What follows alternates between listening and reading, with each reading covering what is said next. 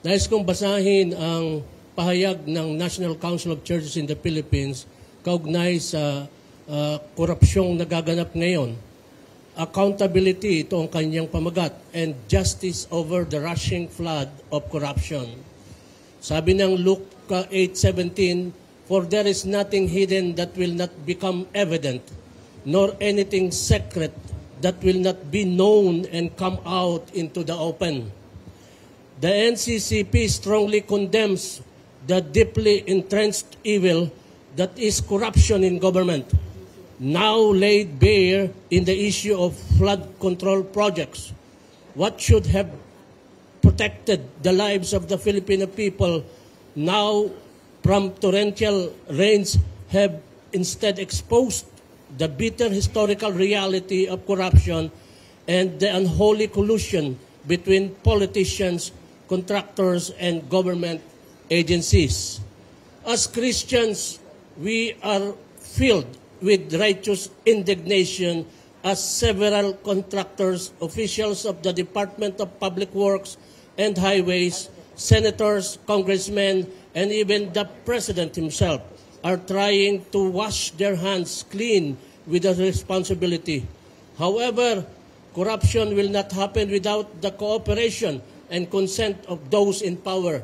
As stated in the latest report of the UN Committee on Social, Economic, and Cultural Rights, corruption in the Philippines is rampant, systemic, and pervasive across all branches of government.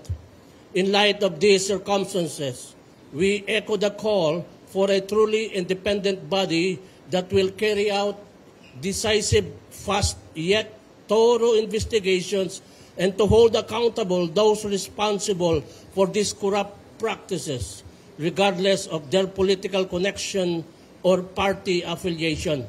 Additionally, suspend and review all flood control projects until a credible audit and scientifically based flood control mitigation study has been made. Cases of corruption across all branches of government must also be investigated, including the insertion of the quote-unquote pork or questionable items in the national budget that are prone to abuse, including the Confidential Intelligence Fund. We call on the Filipino people, a statement says, to remain vigilant and critical in all aspects of government decision-making.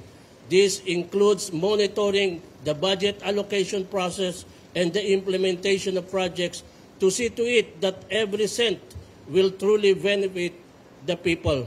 May our indignation against these latest scandals on corruption unite us in prayer and collective action, strengthening our resolve to pursue a better society where the people can truly enjoy God's promise of an abundant life for all. Alalahanin natin, mga kapatid, na habang nananalasa ang korupsyon sa ating bansa, nakakalimutan ang pagpapahalaga at pangangalaga sa mga tao sa batayang sektor ng lipunan.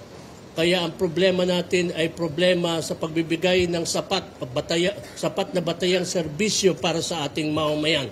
Kaya magandang pagkakataon ng ating pagtitipon upang minsan pa ay ihayag ang ating pagkundina at pagtutol sa walang habas na korupsyong nagaganap sa ating bansa.